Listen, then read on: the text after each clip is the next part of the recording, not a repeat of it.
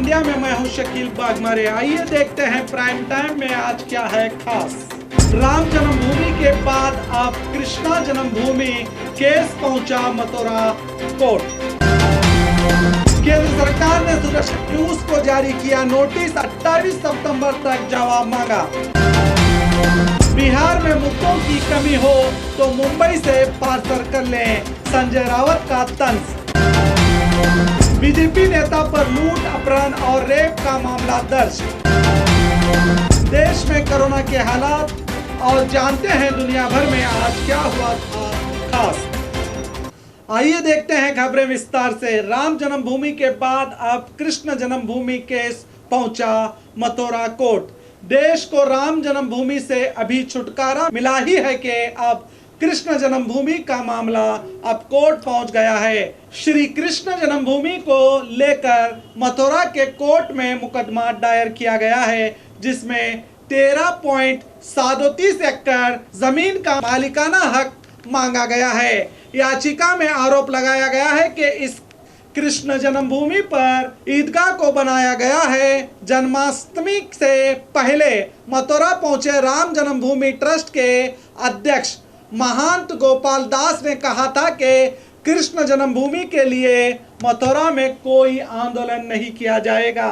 यहाँ मंदिर मस्जिद का कोई विवाद नहीं है, मगर अब कृष्ण जन्मभूमि का मामला अदालत में पहुंच गया है। सालों से चले राम मंदिर केस को अभी लोगों ने बड़ी मुश्किल से कोर्ट के आदेश को माना है।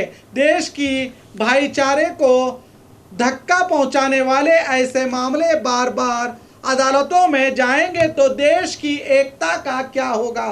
देश में इतनी मंदिरें और मस्जिदें हैं कि लोग सुकून से रह सकते हैं, मगर चंद लोगों को देश की एकता और अखंडता बर्दाश्त नहीं होती, जो बार बार ऐसे जज्बाती मुद्दों को उठाकर देश को दुनिया में बदनाम करने की कोशिश करते रहते हैं। अब देखना है कि राम मंदिर के बाद सियासत कृष्ण मंदिर के लिए कौन कौन से नए खेल खेल कर देश को और कितना नुकसान पहुंचाती है, देखते हैं। केंद्र सरकार ने सुदर्शन न्यूज को जारी किया नोटिस, 28 सितंबर तक जवाब मांगा। सुदर्शन न्यूज ने यूपीएससी जहादनामी प्रोमो दिखाया था, जिसमें गलत तरीके से नौकरशाही में मुसलमानों की घुसपैठ के बारे में बताया जा रहा था। इसके बाद देश भर में इस कार्यक्रम को लेकर आवाजें उठाई गई। आईपीएस एसोसिएशन ने भी इसकी मुखालिफत की थी। इसके बाद हाईकोर्ट ने इस शो पर रोक लगा दी थी। हालांकि फैसला सरकार पर छोड़ा गया था, मगर सरकार ने इस कार्यक्रम को हरी झंडी दे दी थी। सरकार की मंजूरी मिलने के बाद चौहानके ने 9 में से 2 एपिसोड को टेलीकास्ट किया। मामला फिर सुप्रीम कोर्ट पहुंचा, मगर सुप्रीम कोर्ट ने इसकी बाकी हिस्से पर रोक लगाते हुए केंद्र सरकार से इस मामले में जवाब मांगा और साथ ही मीडिया को भी ताकीद किया था कि वो किसी भी समुदाय को टारगेट नहीं कर सकती। अब खबर आ रही है कि केंद्र सरकार ने अभी मान लिया है कि सुदर्शन के इस कार्यक्रम पर सरकार ने चौहानके को नोटिस देकर जवाब मांगा है। केंद्र के सूचना प्रसार मंत्रालय की ओर से नोटिस जारी करके टेलीविजन रूल्स 1994 के तहत जवाब मांगा है, जिसमें किसी भी समुदाय या कास्ट पर हमला नहीं करने की बात कही गई है। साथ ही ऐसे शब्दों का इस्तेमाल नहीं किया जा सकता जिससे सांप्रदायिकता फैले। सुरेश चौहानके को जवाब देने के लिए 28 सितंबर तक का वक्त दिया गया है। इस मामले को लेकर कोर्ट अब 5 अक्टूबर को सुनवाई करेगी।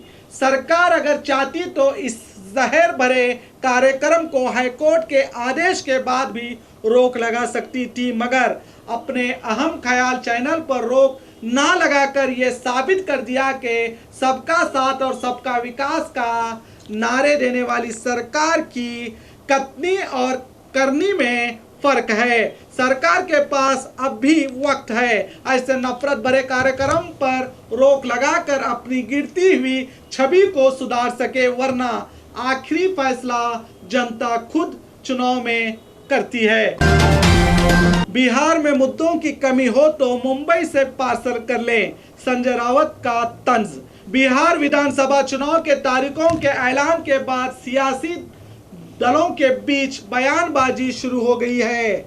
शिवसेना सांसद संजय राउत ने आज बिहार चुनाव को लेकर तंज कसते हुए कहा कि अगर बिहार में मुद्दे खत्म हो गए हैं तो मुंबई से पार्सल किए जा सकते हैं। दरअसल बिहार के रहने वाले बॉलीवुड के अभिनेता सुशांत सिंह की मौत को लेकर पिछले दिनों बिहार और महाराष्ट्र के नेताओं में काफी सियासी बयानबाजी हुई थी। आज पत्रकारों से बात करते हुए संजय राउत ने कहा कि बिहार विधानसभा का चुनाव विकास, कानून व्यवस्था और सुशासन के मुद्दों पर लड़ा जाना चाहिए, लेकिन अगर बिहार में मुद्दे खत्म हो गए हैं तो मुंबई से मुद्दों को पार्सल के तौर पर भेजा जा सकता है, कहा संजय राउत ने। अभी तो शुरुआत हुई है, आगे आगे देखिए बिहार इलेक्शन में क्या क्या होता है।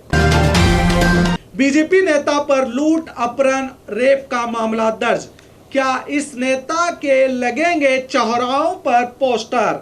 उत्तर प्रदेश में अपराध थमने का नाम नहीं ले रहा है। पिछले दिनों सीएम योगी ने यह ऐलान किया था कि महिलाओं के साथ छेड़छाड़ करने वाले अपराधियों के खिलाफ ऑपरेशन दुराचारी चलाया जाएगा, जिसके तहत महिलाओं के साथ गलत काम करने वालों के पोस्टर चौराहे पर लगाने की बात कही थी, ताकि समाज में रहने वाले अपराधी इससे सबक हासिल करें।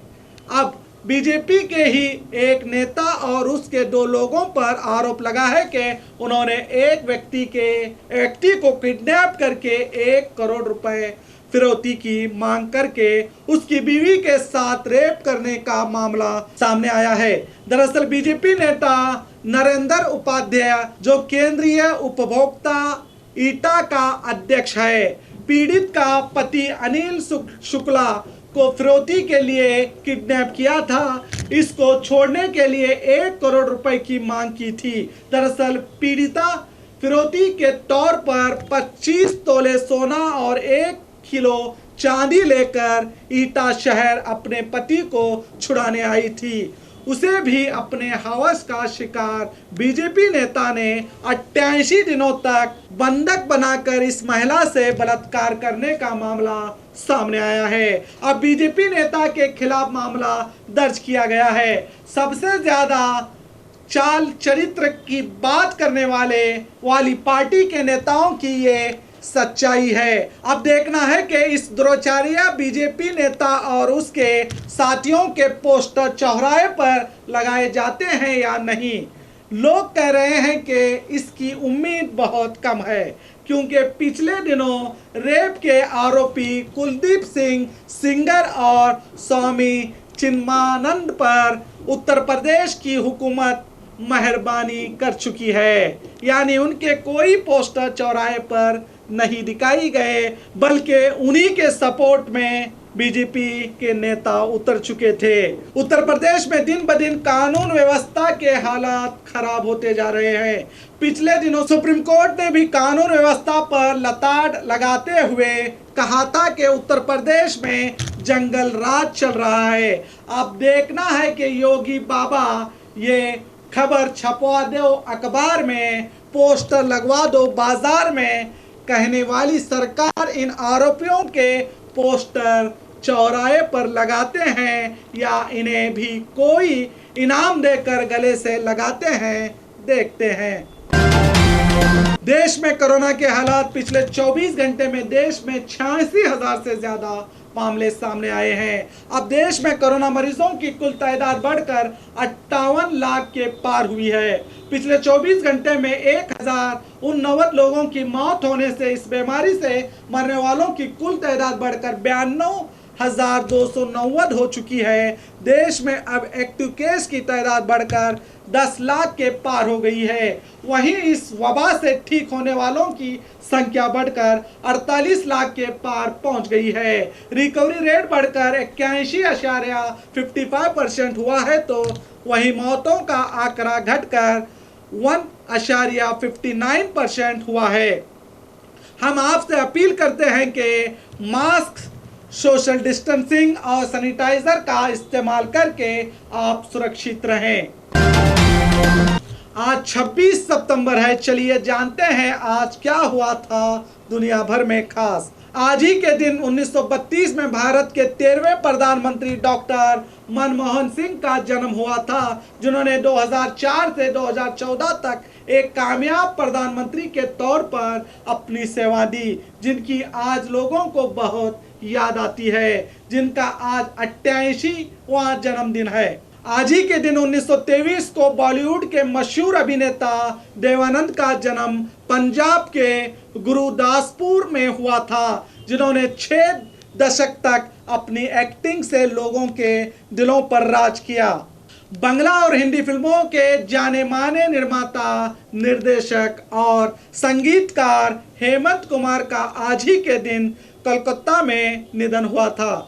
आज ही के दिन 1820 में भारतीय समाज सुधारक, स्वतंत्रता सेनानी ईश्वर चंद्र विद्यासागर का जन्म हुआ था। और खबरों के लिए देखते रहिए आपका अपना B news nation prime time India.